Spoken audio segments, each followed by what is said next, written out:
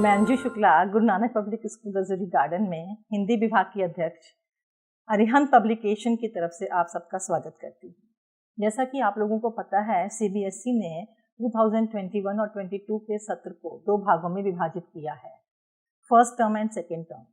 First term का paper 50 marks का रहेगा और सेकेंड टर्म का पेपर भी आपका 50 मार्क्स का रहेगा। अब हम आज बात करेंगे फर्स्ट टर्म के सैम्पल पेपर की, जो कि सीबीएसई ने रिलीज किया है। ये फर्स्ट टर्म का पेपर जो आपका विकल्पों पे आधारित रहेगा, ऑनलाइन पेपर की जो अभी तक जो डिसाइड हुआ है ऑनलाइन है, ये 40 मार्क्स का रहेगा और 10 मार्क्स का इसमें इंटरनल असेसमेंट रहेगा, जिसमें कि आपके विद्यालय की अध्यापिकाएं ही आपके लिए एएसएल के माध्यम से मार्क्स निर्धारित करेंगी।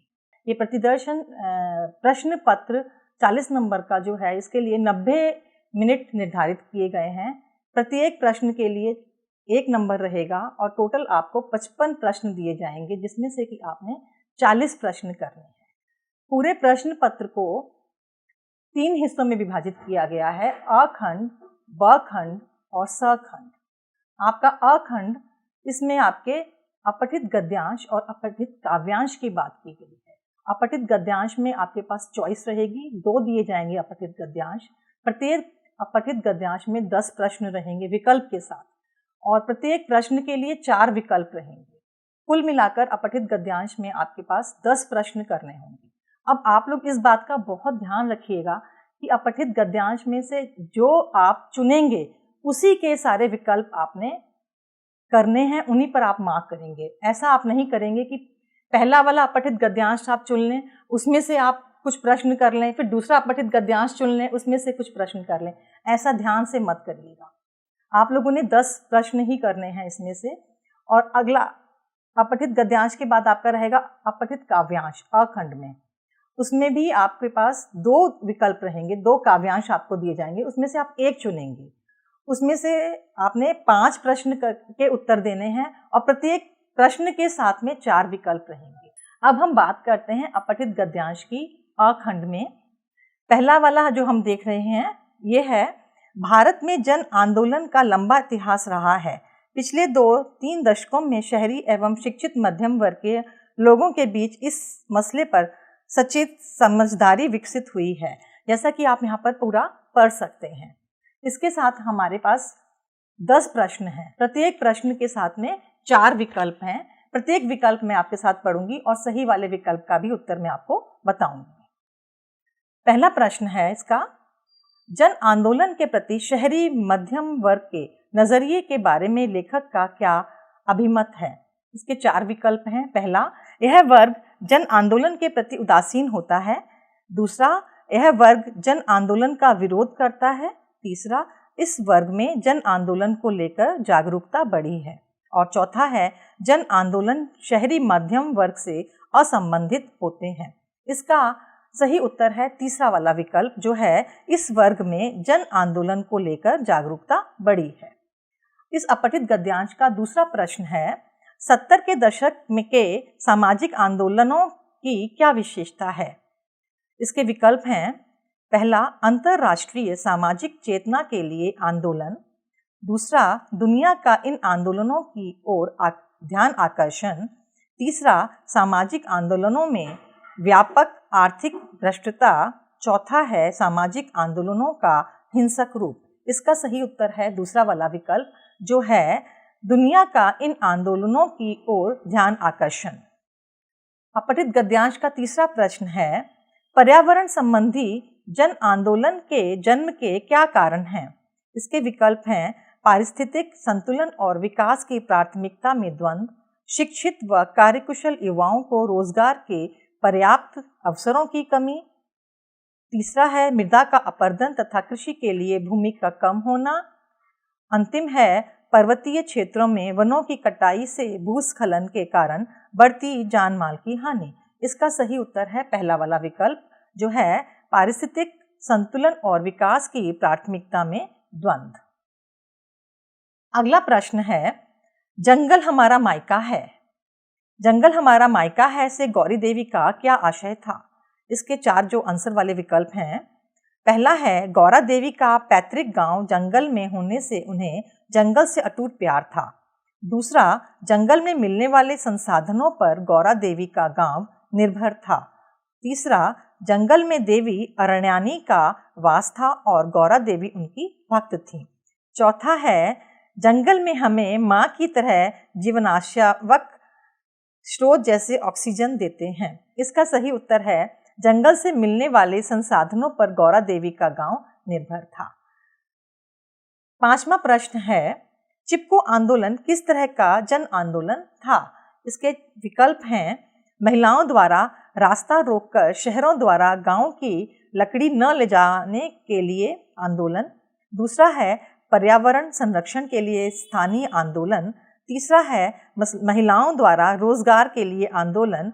चौथा, महिला अधिकारों के संरक्षण का आंदोलन। इसका सही विकल्प है दूसरा वाला, पर्यावरण संरक्षण के लिए स्थानीय आंदोलन। छठा प्रश्न है अपठित गद्यांश का, जंगल के वृक्षों को संसाधन समझकर उनकी अंधाधुंध कटाई किस तरह के दृष्टिकोण का प्रमाण है? इसके चार विकल्प हैं, जीवनोत्पादक दृष्टिकोण। दूसरा है औद्योगिक भौतिकवादी दृष्टिकोण। तीसरा है औद्योगिक विकास का भौतिक शास्त्रीय दृष्टिकोण। चौथा है पर्यावरण संसाधन संरक्षण जीवनोत्पादक दृष्टिकोण। इसका सही विकल्प है औद्योगिक भौतिकवादी दृष्टिकोण। सातवां प्रश्न है, चिपको आंदोलन के दौरान आंदोलनकारी महिलाओं ने जर्जर और ठूठ लकड़ियों के क्या लाभ बताए?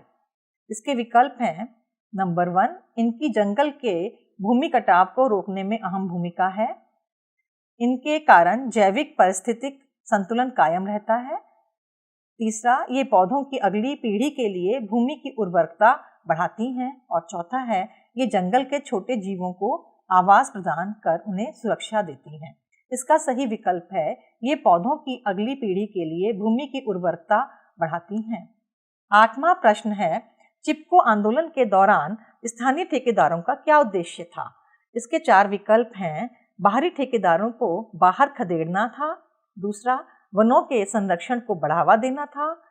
तीसरा, ग्रामीण महिलाओं को कामकाज के दूसरे अवसर प्रदान करना था। और चौथा है, आंदोलन की अव्यवस्थित करना था। अब इसका सही उत्तर रहेगा बाहरी ठेकेदारों को बाहर खदेड़ना। नौवां प्रश्न है, गंभीर मुद्दों पर महिलाओं की भूमिका को यह गद्यांश किस प्रकार रेखांकित करता है? इसके चार विकल्प हैं, घर और बाहर दोनों में महिलाओं की स्थिति एक समान है।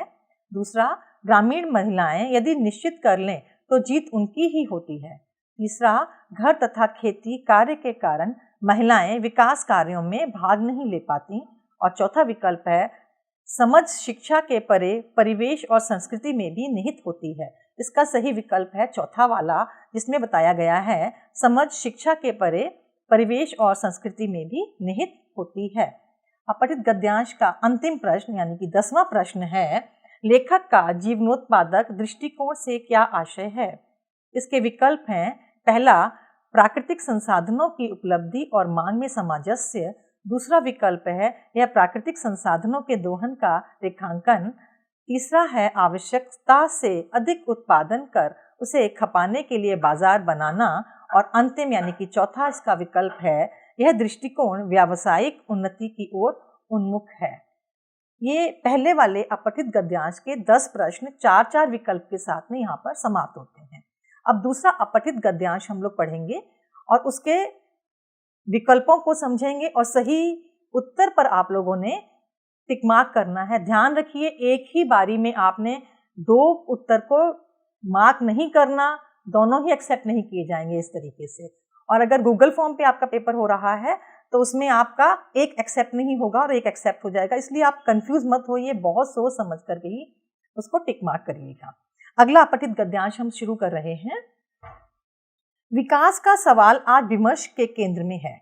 आधुनिकता के प्रतिफल के रूप में प्रकट हुई विकास की अवधारणा के बारे में लोग का विश्वास था कि विकास की यह अद्भुत घटना आधुनिक मनुष्य को अभाव, समाज और प्रकृति की दास्ता एवं जीवन के विकृत करने वाली शक्तियों से मुक्ति दिला देगी। दूसरा अपठित गद्यांश ये है, बाकी आप लोग बोर्ड पर आराम से देखकर समझ सकते हैं, उसको ध्यान से पढ़िए। मैं विकल्पों के और प्रश्नों की अब आगे बात करती हूँ सीधे, जिससे कि आपका समय भी अधिक बर्बाद ना हो। आपको लगता है कि आवश्यक है तो आप लोग स्वयं इसको देख करके पढ़ सकते हैं। दूसरे अपठित गद्यांश का पहला प्रश्न अब हम देखते हैं।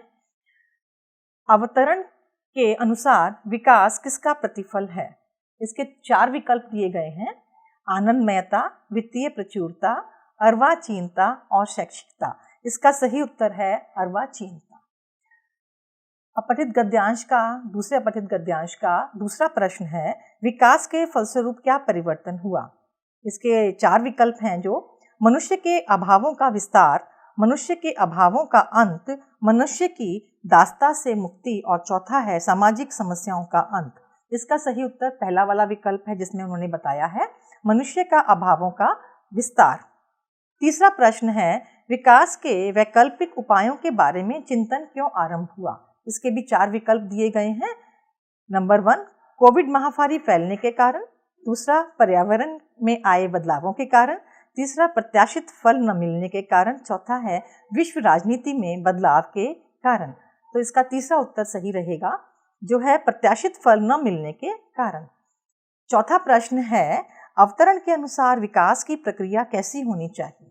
इसके 4 विकल्प हैं जो सामाजिक असमानता को समाप्त कर दे, जो विज्ञान की मदद से जीवन दीर्घायु कर सके, जो सार्थक तथा दूरगामी परिणामों पर केंद्रित हो, जिसमें लक्ष्य की प्राप्ति सर्वोपरि हो। इसका तीसरा वाला विकल्प बिल्कुल ठीक है, जो सार्थक तथा दूरगामी परिणामों पर केंद्रित हो।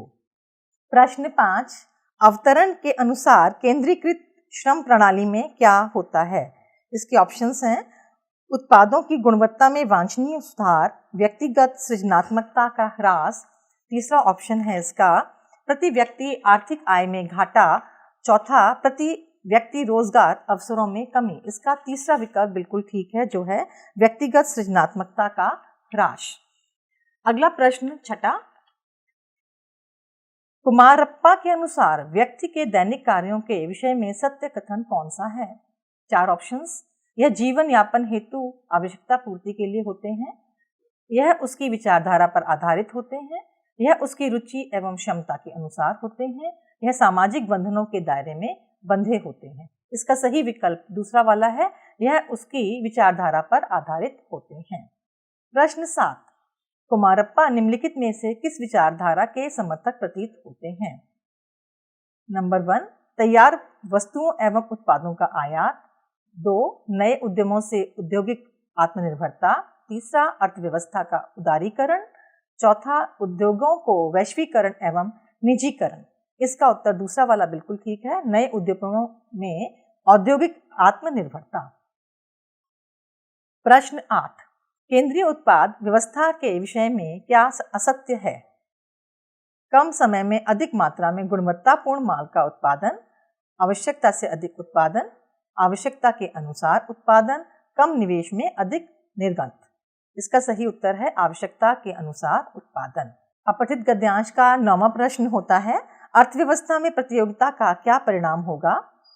इसका फर्स्ट ऑप्शन है नए गत्यात्मक बाजारों पर अधिक कार हेतु पारस्परिक टकराव, दूसरा है उपभोक्ताओं को सस्ती दरों पर अच्छी वस्तुओं की उपलब्धि, विकासशील देशों में सस्ते श्रम आधारित उद्योगों का विकास और अंतिम है विकासशील देशों में कर चोरी की घटनाओं में बढ़ोतरी। तो इसका पहला वाला विकल्प बिल्कुल ठीक है, जो है नए गत्यात्मक बाजारों पर अधिकार हेतु पारस्परिक टकराव। प्रश्न 10, इस अपठित गद्यांश का अंतिम प्रश्न ये है, कुमारप्पा के अनुसार शाश्वत विकास का लक्ष्य क्या है? विकल्प हैं, देशों के प्रति व्यक्ति आय के पूर्ण स्तर को बढ़ाना, जीवन स्तर के भौतिक मानकों में सुधार करना, मनुष्य की संभावित क्षमताओं का विकास, चौथा है सभी मनुष्यों में आर्थिक समानता पैदा करना। इसका सही विकल्प है मनुष्य की संभावित क्षमताओं का विकास। अपठित गद्यांश आपके 10 नंबर के ही रहेंगे। फिर मैं आपको बता रही हूँ कि दोनों अपठित गद्यांशों में से आपको एक का चयन करना है और एक के ही उत्तर आपको देने हैं। अ खंड में से दूसरा प्रश्न आपका होता है अपठित काव्यांश। इसमें भी आपके पास 2 विकल्प रहेंगे, आप उनमें से एक अपठित काव्यांश चुनेंगे। पहला अपठित काव्यांश में पढ़ती हूँ, शांति नहीं कब तक जब तक सुख भाग न नर का सम हो, नहीं किसी को बहुत अधिक हो नहीं किसी को कम हो, ऐसी शांति राज्य करती है तन पर नहीं हृदय पर, नर के ऊंचे विश्वासों पर, श्रद्धा भक्ति प्रणय पर। न्याय शांति का प्रथम न्यास है, जब तक न्याय न आता, जैसे भी हो महल शांति का, सुदृढ़ नहीं बन पाता। कृत्रिम शांति शशंक आप अपने से ही डरती है, खड़ग छोड़ विश्वास किसी का कभी नहीं करती है, और जिन्हें इस शांति व्यवस्था में सुख भोग सुलभ है, उनके लिए शांति ही जीवन सारा सिद्धि दुर्लभ है।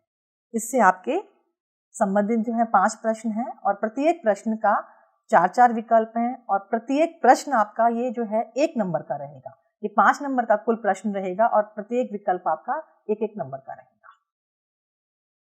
पहला है आपका प्रश्न, सामाजिक जीवन में अशांति का क्या कारण है? इसके 4 ऑप्शंस हैं, आनंद का भाव, समता का भाव, वास्तविकता का भाव और प्रीति का अभाव। इसका जो है दूसरा उत्तर सही रहेगा, जो दूसरा विकल्प दिया है, समता का अभाव। दूसरा प्रश्न है, कृत्रिम शांति से क्या हानि संभव है? पहला है न्याय मिलना है, शांति नहीं। दूसरा है विद्वेष विस्तार पाता है। तीसरा है वास्तविक संबंधों के स्थान पर कृत्रिम भावों का प्रसार। चौथा प्राकृतिक के बजाय कृत्रिम संसाधनों की बहुलता। इसका दूसरा वाला विकल्प बिल्कुल ठीक है, जो है विद्वेष विस्तार पाता है। तीसरा प्रश्न है, काव्यांश का संदेश क्या हो सकता है? पहला इसका विकल्प, समता न न्याय का समाज में पोषण करना चाहिए। दूसरा, कृत्रिम शांति और समान अवसर प्रदान करना चाहिए। तीसरा, योग्यता के आधार पर ही जीवन संसाधनों का बंटवारा होना चाहिए। और चौथा विकल्प है, कृत्रिम विज्ञान की सहायता से प्राकृतिक शांति स्थापित करनी चाहिए। इसका सही उत्तर है पहला वाला विकल्प, समता व न्याय का समाज में पोषण करना चाहिए। चौथा प्रश्न है, कवि किस प्रकार की शांति को महत्वपूर्ण मानता है? नंबर 1, न्याय और आर्थिक समानता पर आधारित। दूसरा, कृत्रिम शांति और आर्थिक समानता पर आधारित। तीसरा, कृत्रिम शांति से वैश्विक संघर्षों के समाधान पर आधारित। और चौथा है श्रद्धा भक्ति प्रणय व त्याग आधारित। इसका सही उत्तर रहेगा न्याय और आर्थिक समानता पर आधारित। 5वां प्रश्न है, देश समाज में शांति स्थापना का प्रथम न्यास न्याय को क्यों बताया गया है? इसके विकल्प हैं, केवल न्याय और व्यवस्था द्वारा ही समाज में शांति संभव है। दूसरा है, समानता का व्यवहार न्याय के पश्चात होता है। तीसरा है, कृत्रिम न्याय भी न्याय को सुदृढ़ करता है। चौथा विकल्प है, न्यायालय अन्याय के खिलाफ याचिका का प्रथम सोपान है। इसका सही विकल्प दूसरा वाला है, जिसमें बताया है समानता का व्यवहार न्याय के पश्चात होता है। पहले वाले अपठित काव्यांश का पहला खंड खत्म हो चुका है। इसका दूसरा ऑप्शन है, उस काव्यांश को मैं पढ़ती हूँ। अब आप इसमें ध्यान रखिए, दोनों काव्यांश में से आपको एक ही काव्यांश करना है। अगला काव्यांश में पढ़ रही हूँ। प्रभु न तुमको कर दान दिए, प्रभु ने तुमको कर दान किए, सब वांछित वस्तु विधान किए, तुम प्राप्त करो उनको न अहो, फिर है किसका वह दोष कहो। समझो न अलभ्य किसी धन को, न रहो न निराश करो मन को, किस गौरव के तुम योग्य नहीं, कब कौन तुम्हें सुख भोग्य नहीं। जन हो तुम भी जगदीश्वर के, सब हैं जिसके अपने घर के, फिर दुर्लभ क्या उसके मन को, न रहो न निराश करो मन को। करके विधिवाद न खेद करो, निज लक्ष्य निरंतर भेद करो, बनता बस उद्यम ही विधि है, मिलती जिससे सुख की निधि है। समझो धिक निष्क्रिय जीवन को, न रहो न निराश करो मन को। अब इस काव्यांश से संबंधित 5 प्रश्न हैं। प्रत्येक प्रश्न 1-1 नंबर का रहेगा। प्रथम प्रश्न है, वांछित वस्तुओं को प्राप्त न कर सकने में किसका दोष होता है? इसके 4 विकल्प दिए हैं, अकर्मण्य मनुष्यों का, समाज में व्याप्त असमानता का, निराश नर नारियों का, निराशजनक परिस्थितियों का। इसका सही उत्तर होगा अकर्मण्य मनुष्यों का।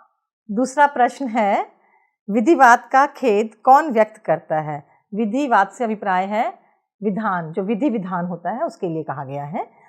इसका पहला ऑप्शन है भाग्यवादी लोग, विधिवक्ता लोग, परिश्रमी लोग और भाग्यशाली लोग। इसका सही उत्तर रहेगा भाग्यवादी लोग। जो भाग्यवादी लोग होते हैं वो विधिवाद का खेद व्यक्त करते हैं। तीसरा प्रश्न रहेगा इसका, इस काव्यांश में क्या प्रेरणा मिलती है? जो काव्यांश आपने पूरा पढ़ा है इससे क्या प्रेरणा मिलती है? पहला ऑप्शन है नर है अतः निराश न हो। दूसरा है आशा के साथ जगदीश्वर पर भरोसा रखें। तीसरा है लक्ष्य है अतः पाने का प्रयास करें। चौथा नियति निश्चित है अतः प्रतीक्षा करें। इसका सही उत्तर रहेगा लक्ष्य है अतः पाने का प्रयास करें। प्रश्न 4, इस काव्यांश में कवि के कौन से विचारों का परिचय मिलता है? पहला, कवि अलभ्य धन अर्जित कर गौरव प्राप्ति के लिए प्रेरणा दे रहे हैं। दूसरा, कवि बता रहे हैं भगवान जी के लिए सभी जन एक समान हैं। तीसरा है कवि कर्मण्यावस्थिर के रास्ते का मार्ग अपना कर कार्य करने को कह रहे हैं। चौथा है कवि कह रहे हैं निराशा त्याग कर नियति स्वीकार करनी चाहिए। इसका सही विकल्प रहेगा कवि कर्मण्यवादिका रास्ते का मार्ग अपना कर्म करने को कह रहे हैं। पांचवा प्रश्न, कवि आस्तिक हैं, इसका पता कौन सी पंक्तियों से पता चलता है? पहला विकल्प है समझो न अलभ्य किसी धन को, नर हो न निराश करो मन को। दूसरा, करके विधिवाद न खेद करो, निज लक्ष्य निरंतर भेद करो। तीसरा विकल्प है जन हो तुम भी जगदीश्वर के, सब है जिनके अपने घर के। चौथा है बनता बस उद्यम ही विधि है, मिलती जिससे सुख की निधि है। इसका सही विकल्प है जन हो तुम भी जगदीश्वर के, सब है जिसके अपने घर के।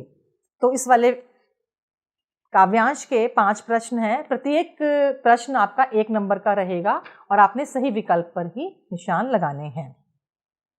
खंड अ इन 15 नंबर के साथ में समाप्त होता है। अब खंड ब के बारे में हम अगर बात करते हैं तो आप ध्यान रखिए, इसमें अभिव्यक्ति और माध्यम पुस्तक के 5 प्रश्न आएंगे। प्रत्येक प्रश्न के साथ में विकल्प पूछे जाएंगे। आपको 5 प्रश्न अटेम्प्ट करने हैं, 6 दिए जाएंगे। 6 प्रश्न होंगे, उनमें से 5 ही करेंगे, 6 मत करिएगा।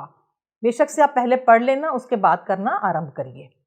पहला प्रश्न जो सैंपल पेपर का है, दृश्यों का किस माध्यम में अधिक महत्व होता है? ये प्रश्न आपका संचार के माध्यम से है। ये प्रश्न का संबंध संचार के माध्यमों से लिया गया है। इसका पहला ऑप्शन है समाचार पत्र, दूसरा है रेडियो, तीसरा है टेलीविज़न और चौथा है इंटरनेट। इसका सही उत्तर है टेलीविज़न। टेलीविज़न ही जो है ऐसा माध्यम है जिसमें दृश्यों के बारे में अधिक चर्चा की जाती है। दूसरा प्रश्न है उल्टा पिरामिड शैली में समाचार कितने भागों में बांटा जाता है? ये प्रश्न आपके समाचार लेखन से लिया गया है और इसका सही उत्तर रहेगा 3। बाकी विकल्प हैं 4, 5 और 2। सही उत्तर 3 है। तीसरा प्रश्न है सर्वाधिक खर्चीला जनसंचार का माध्यम कौन सा है? इसके ऑप्शंस हैं रेडियो, टेलीविज़न, समाचार पत्र और इंटरनेट। इसका सही उत्तर है इंटरनेट। चौथा प्रश्न है समाचार संगठन में काम करने वाले नियमित वेतनभोगी पत्रकार को क्या कहते हैं? नियमित वेतनभोगी से अभिप्राय है जो किसी जगह पर परमानेंट तौर पे हैं और लगातार वहीं पर कार्य करके अपना वेतन प्राप्त कर रहे हैं। इसके ऑप्शंस हैं फ्रीलांसर, दूसरा है पूर्णकालिक, तीसरा है अंशकालिक और चौथा है अल्पकालिक। तो इसका सही उत्तर रहेगा पूर्णकालिक। पांचवा प्रश्न है इनमें समाचार पत्र की आवाज़ किसे माना गया है? नंबर 1 फीचर, दूसरा संवादक के नाम पत्र, तीसरा संपादकीय, चौथा है स्तंभ लेखन। इसका सही उत्तर है संपादकीय। अगला प्रश्न, छठा प्रश्न है ये, फीचर लेखन की शैली निम्नलिखित में से किस शैली के निकट है? पहला इसका ऑप्शन है काव्यात्मक, दूसरा कथ्यात्मक, तीसरा व्यक्त्यात्मक और चौथा है रूपात्मक। इसका सही उत्तर है कथात्मक। कथात्मक जो है फीचर लेखन की शैली के सबसे अधिक निकट होता है। अब देखिए, अब आपका यहीं पर बस आपका खंड ब समाप्त होता है। खंड स है, इसमें आपका पठित जो आपके कोर्स की पाठ्य पुस्तकें हैं आरोह भाग 2 और वितान भाग 2, उनसे संबंधित प्रश्न किए जाएंगे।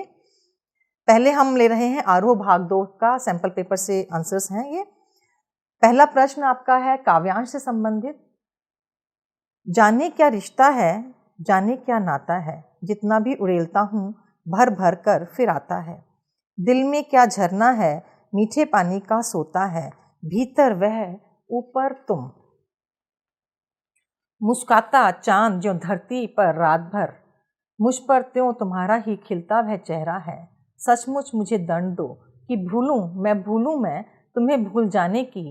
दक्षिणी ध्रुवी अंधकार अमावस्या, शरीर पर चेहरे पर अंतर में पालूं मैं, झेलूं मैं उसी में नहालूं मैं, इसलिए कि तुमसे ही परिवेष्टित आच्छादित रहने का रमणीय यह उजेला अब सहा नहीं जाता। ये काव्यांश आपके पाठ जो है सहर्ष स्वीकारा कविता से है और इसके लेखक हैं, इसके कवि हैं गजानन मुक्तिबोध, गजानन माधव मुक्तिबोध। इसमें देखिए, इस प्रश्न में कोई चॉइस नहीं दी गई है आप लोगों को, इस काव्यांश को ही आपने करना है। आपकी पाठ्य पुस्तक से जो काव्यांश से संबंधित प्रश्न है उसमें कोई चॉइस नहीं है, जबकि अपठित काव्यांश में चॉइस 2 थी, उनमें से एक करना था। इसमें कोई चॉइस नहीं है, इसको सीधे सीधे पूछा गया है। 5 प्रश्न हैं, विकल्पों के साथ हैं, प्रत्येक प्रश्न के साथ में 4 विकल्प हैं और प्रत्येक प्रश्न आपका 1 नंबर का है। जैसे कि मैंने आरंभ में बता दिया है कि 55 प्रश्नों में से आपने 40 अटेम्प्ट करने हैं और सावधानी पूर्वक आपने प्रश्न पत्र को समझना है, देखना है और प्रत्येक प्रश्न आपका 1 नंबर का है। पहला प्रश्न है, जाने क्या रिश्ता है, जाने क्या नाता है, जितना भी उड़ेलता हूँ भर भर फिर आता है, इन पंक्तियों का आशय स्पष्ट करो। इसके ऑप्शंस हैं, कवि के मन में अप्लावनकारी प्यार है। दूसरा, कवि रिश्ते की नींव की सच्चाई कर रहे हैं। तीसरा, कवि संदेश दे रहे हैं, रिश्ते नातों की देखभाल करनी पड़ती है। और चौथा है, रिश्ते नातों की परिभाषा बहुत कठिनतर है। इसका सही उत्तर है, कवि के मन में आप्लावनकारी प्यार है। उनकी प्रियतमा के साथ में उनको इतना प्रेम है कि उससे उसका मन अलग होता ही नहीं है, उसके अतिरिक्त जीवन में वो कुछ समझ ही नहीं पा रहे हैं, सोच ही नहीं पा रहे हैं। दूसरा प्रश्न है, कवि अपरिभाषित सत्ता से कैसे प्रभावित है।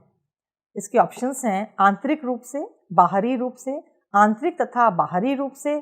चौथा ऑप्शन है, दिल दिमाग दोनों की गहराइयों से। इसका सही उत्तर है आंतरिक तथा बाहरी रूप से, क्योंकि उन्होंने कहा भी है, मुस्कुराता चांद जो धरती पर उतर आया है, मुझ पर। इसके अलावा इसमें जो पंक्ति उन्होंने दी है, भीतर वह ऊपर तुम, इस पंक्ति से एकदम स्पष्ट हो रहा है कि आंतरिक तथा बाहरी रूप से दोनों ही सत्ता से वे प्रभावित हैं। अगला प्रश्न, कभी अपरिभाषित सत्ता जिससे वे प्रभावित हैं उसे भूलना क्यों नहीं चाहते। इसके विकल्प हैं, कभी कल्पना से निकल यथार्थ में आना चाहते हैं, कभी अभूत प्रेयसी से प्रेम करने की भूल का दंड चाहते हैं, कभी प्यार की नश्वरता से परिचित हो गए हैं इसलिए उसे भूलना चाहते हैं, और अंतिम ऑप्शन है, कभी बाद में विरहाग्नि से बचने के लिए उसे अभी भूलना चाहते हैं। इसका सही उत्तर है, कभी कल्पना से निकल यथार्थ में आना चाहते हैं। अगला प्रश्न, अंधकार अमावस्या के लिए दक्षिणी ध्रुव विशेषण का प्रयोग किया गया है। इसके प्रयोग से पंक्ति में क्या बढ़ जाता है। पहला ऑप्शन है, विशेषण का संबंध स्थापित होगा। दूसरा, अंधेरे का घनत्व बढ़ जाएगा। तीसरा, अंधकार में रहना संभव हो जाएगा। और चौथा, कवि को दंड मिल जाएगा। सही उत्तर है, अंधेरे का घनत्व बढ़ जाएगा। अगला प्रश्न आपका पठित गद्यांश से संबंधित होगा। इसमें 5 प्रश्न होंगे और प्रत्येक प्रश्न के 4 विकल्प होंगे। प्रत्येक प्रश्न आपका 1 नंबर का रहेगा। ये आपका पठित गद्यांश है, लेकिन इस बार मैंने साफ इनकार कर दिया। ध्यान रखिए, मैंने शब्द जो है ये धर्मवीर भारती जो लेखक हैं इस पाठ के, वो अपने लिए बोल रहे हैं। एक ही गद्यांश आएगा, इसमें कोई विकल्प नहीं है, कोई चॉइस नहीं है, बस एक ही गद्यांश है। इसी से संबंधित प्रश्नोत्तर आप लोग करेंगे। प्रश्न पढ़ना शुरू करती हूँ मैं। पहला प्रश्न है, लेखक ने मेढक मंडली पर पानी फेंकने से इनकार क्यों कर दिया होगा। इसके ऑप्शंस हैं, पानी बर्बाद नहीं करने के कारण। दूसरा, मेढक मंडली को गंदे लोगों की श्रेणी में रखने के कारण। तीसरा, पानी फेंकने को बर्बादी मानने के कारण। और चौथा, लोक मान्यताओं में विश्वास नहीं होने के कारण। और चौथा ही ऑप्शन इसका सही है, जो है लोक मान्यताओं में विश्वास नहीं होने के कारण। इस गद्यांश से संबंधित दूसरा प्रश्न है, अपने डगमगाते पैरों पर भी जीजी बाल्टी भरकर पानी क्यों फेंक रही थी। इसके विकल्प हैं, क्योंकि लेखक पानी फेंकने से इनकार कर दिया था, पानी फेंकने की आवश्यकता मानने के कारण। तीसरा, लोक मान्यता में विश्वास रखने के कारण। और चौथा अंधविश्वास में विश्वास के कारण। इसका सही विकल्प है लोक मान्यता में विश्वास रखने के कारण। तीसरा प्रश्न है, लेखक जीजी से नाराज क्यों हो रहा था? ऑप्शंस, जीजी द्वारा पानी फेंकने के कारण, लेखक की बात नहीं मानने के कारण, लेखक और जीजी में वैचारिक अंतर होने के कारण, जीजी के अंधविश्वास होने के कारण। इसका अंतिम विकल्प बिल्कुल ठीक है, जीजी के अंधविश्वासी होने के कारण। प्रश्न 4, जीजी अधिक देर तक लेखक से नाराज क्यों नहीं रह सकी? इसके 4 विकल्प हैं। लेखक की बात समझ जाने से, लेखक को समझाना चाहती थी, लेखक से प्रेम करने के कारण, लेखक की नासमझी के कारण। तीसरा विकल्प इसका सही उत्तर है, क्योंकि लेखक से जीजी बहुत प्रेम करती थी, इसलिए वह उनसे अधिक देर तक गुस्सा नहीं रह पाती थी। 5वां प्रश्न है, पानी का अर्घ्य चढ़ाने से क्या समझते हैं? नंबर 1, पानी का दान देना। दूसरा, पानी इंद्र भगवान को समर्पित करना। तीसरा, पानी का प्रसाद चढ़ाना। और चौथा, पानी का महत्व बताना। इसका पहला वाला विकल्प बिल्कुल ठीक है, पानी का दान चढ़ाना।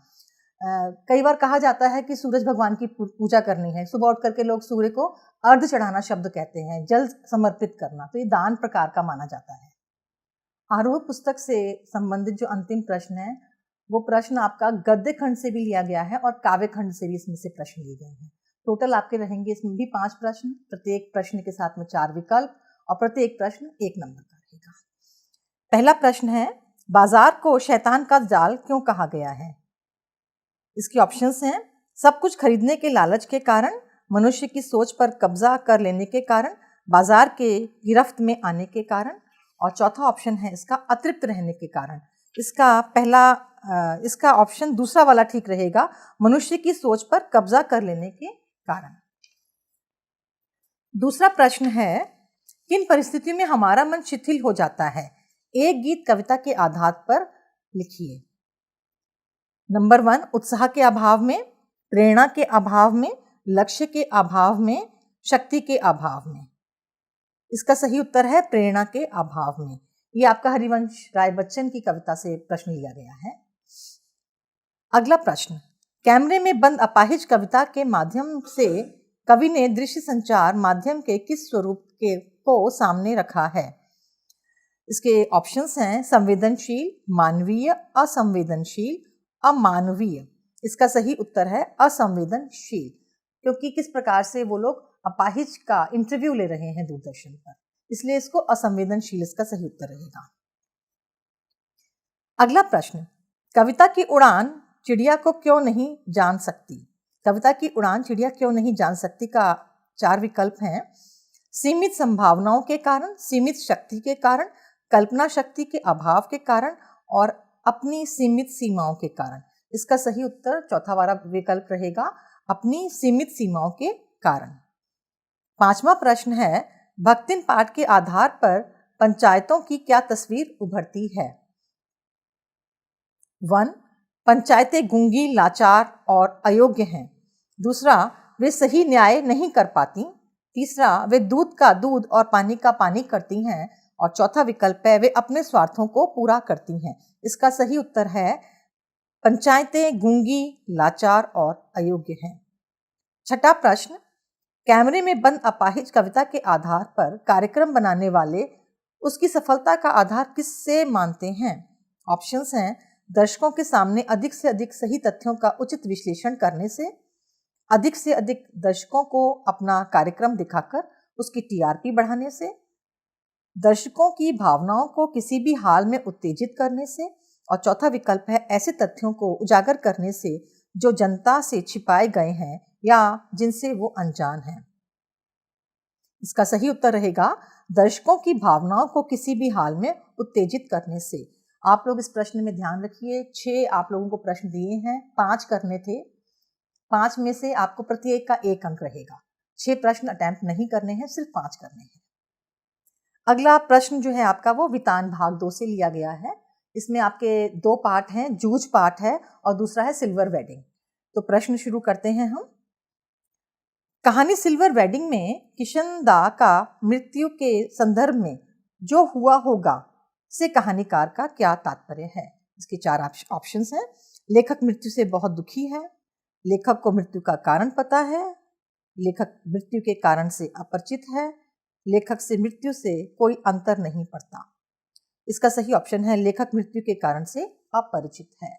दूसरा प्रश्न, किशन दास के रिटायर होने पर यशोधर बाबू उनकी सहायता नहीं कर पाए थे, क्योंकि प्रश्न किया है आपसे।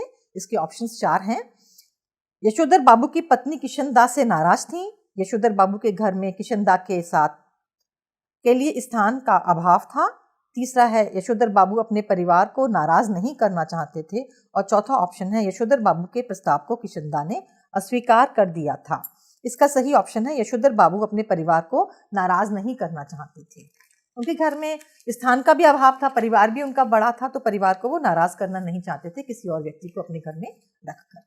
अगला प्रश्न है, जूझ पाठ के कहानी के अनुसार कविता के प्रति लगाव से पहले और उसके बाद अकेलेपन के प्रति लेखक की धारणा में क्या बदलाव आया। इसके ऑप्शंस हैं, अकेलेपन डरावना है, अकेलापन उपयोगी है, अकेलापन आवश्यक है और अंतिम है अकेलापन सामान्य प्रक्रिया है। सही उत्तर इसका रहेगा अकेलापन उपयोगी है। अकेलापन उपयोगी इसलिए है क्योंकि अगर हम जब अकेले होते हैं तो हम मनन चिंतन करते हैं और हमारे अंदर क्रिएटिविटी की एक कला जो होती है अधिक उभर के हमारे सामने आती है। चौथा प्रश्न, जूझ पाठ के अनुसार पढ़ाई लिखाई के संबंध में लेखक और दत्ताजी राव का रवैया सही था, क्योंकि लेखक खेतीबाड़ी नहीं करना चाहता था। दूसरा, दत्ताजी राव जानते थे कि खेतीबाड़ी में लाभ नहीं है। तीसरा, लेखक का पढ़ लिख कर सफल होना बहुत आवश्यक था। चौथा, लेखक का पिता नहीं चाहता था कि वह आगे की पढ़ाई करे। इसका सही उत्तर है दत्ताजी राव जानते थे कि खेतीबाड़ी में लाभ नहीं है।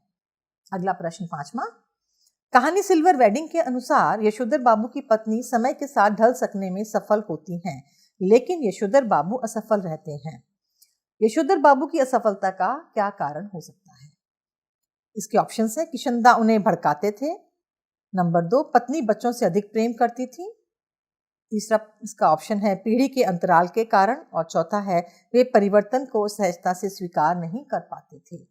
अंतिम उत्तर ही ठीक है क्योंकि यशोधर बाबू परिवर्तन को सहजता से स्वीकार नहीं कर पाते थे। अंतिम प्रश्न, वैसे ये छठा प्रश्न है, इनमें भी आपको 5 ही करने हैं, छठा कोई भी एक प्रश्न आप एक छोड़ देंगे।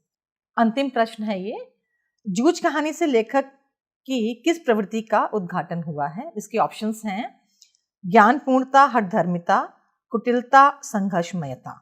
इसका सही ऑप्शन रहेगा संघर्षमयता।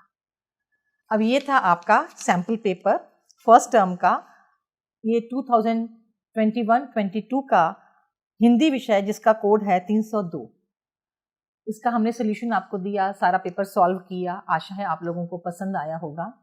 अरिहंत पब्लिकेशन की तरफ से आप लोगों को ढेर सारी शुभकामनाएं। आप लोग घर में रहिए, सुरक्षित रहिए, आराम से इस ऑडियो वीडियो को ध्यान से सुनिए और समझिए। कोई भी समस्या है तो आप लोग बार बार इसको सुन सकते हैं। आने वाले परीक्षाओं के लिए मुझे आशा है ये बहुत सहयोगी रहेगी, उपयोगी रहेगी और आप लोग अच्छे अंक लेकर के प्राप्त कर सकेंगे अच्छी पोजीशन अपनी क्लास में। धन्यवाद।